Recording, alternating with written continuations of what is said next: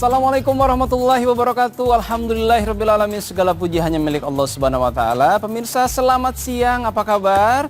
Mungkin lagi sibuk ada di kantor, mungkin juga lagi santai-santai di rumah. Kami dari Berita Islami Masa Kini sudah menyiapkan beberapa berita yang informatif dan insya Allah tentunya bisa membuka wawasan dan meningkatkan keimanan dan ketakwaan kepada Allah Subhanahu wa taala. Amin ya rabbal alamin. Berita pertama pemirsa, ini berita yang mungkin ada beberapa orang bertanya-tanya. Nah ya, kalau kita lihat mungkin seperti di belakang ini, kata-katanya jarang ibadah kok sukses. Mungkin kita pernah melihat ada orang yang jarang ibadah, kemudian maksiatnya mungkin jalan terus, tapi kok sukses? Apakah ini sebuah keberkahan atau ujian dari Allah? Untuk lebih jelasnya, ini dia beritanya.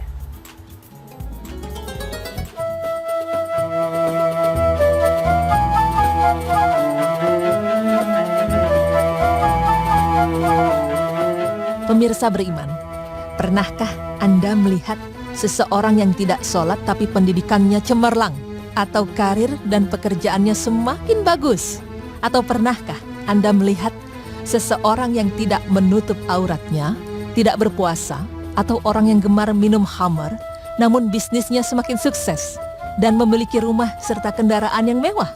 Semakin jauh dia dari Allah, semakin banyak pula rezeki yang datang padanya. Atau semakin dia sering berbuat maksiat, karir dan kehidupannya justru semakin meningkat.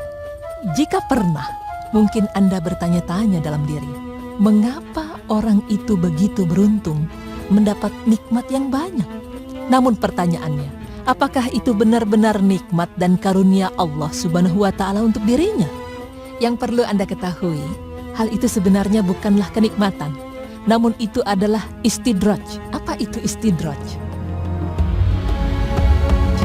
Istidraj merupakan suatu jebakan berupa kenikmatan rezeki dari Allah Subhanahu wa taala yang diberikan kepada hambanya atas perilaku maksiat yang ia lakukan. Dengan kata lain, istidraj adalah hukuman atas azab yang berbungkus kenikmatan. Allah sengaja membuatnya merasa terbuai dengan apa yang ia miliki dan akhirnya makin membuatnya jauh dari Allah Subhanahu wa taala.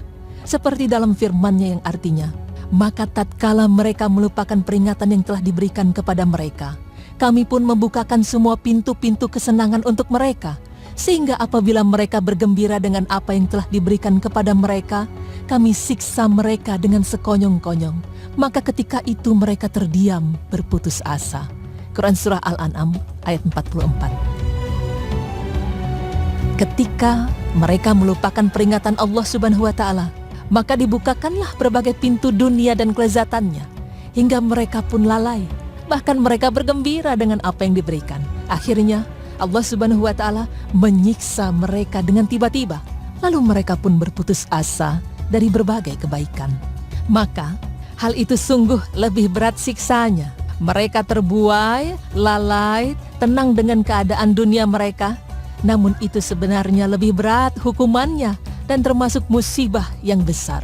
Na'udzubillah min dzalik. Nah pemirsa, lalu bagaimana sebenarnya ciri-ciri istidraj? Apakah kita juga termasuk ke dalam orang-orang yang terbuai dari jebakan berupa kenikmatan dunia?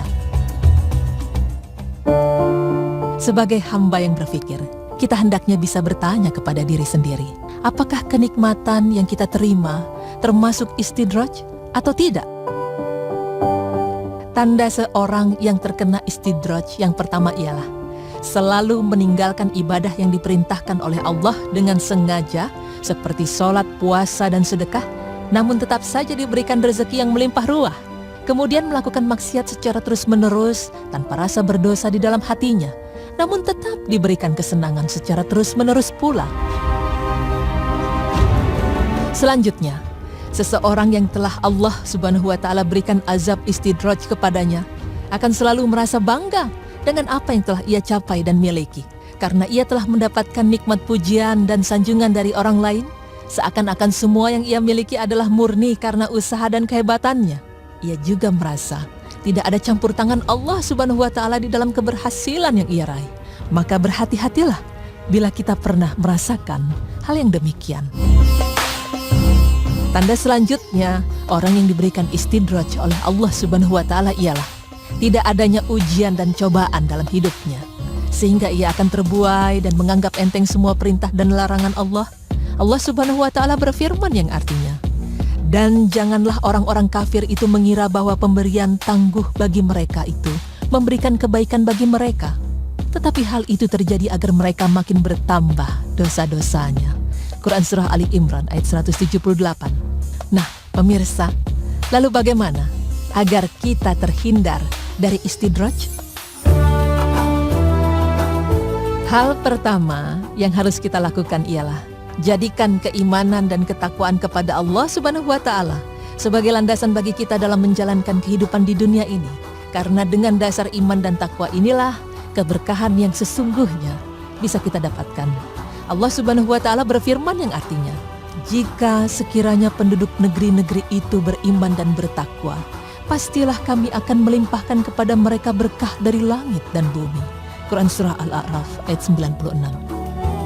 Tidak hanya hubungan dengan Allah Subhanahu wa Ta'ala, Islam juga mengajarkan kita untuk berhubungan baik terhadap semua makhluk ciptaannya.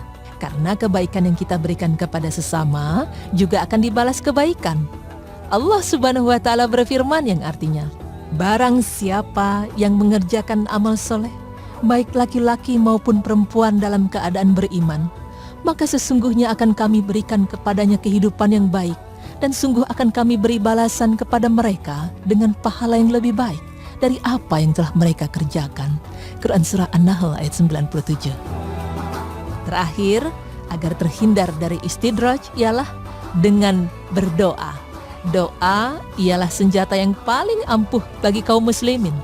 Berdoa dengan sungguh-sungguh ialah cara kita meminta kepada Allah secara langsung agar diberikan keberkahan harta, waktu, keluarga, dan juga kenikmatan-kenikmatan dunia yang lainnya.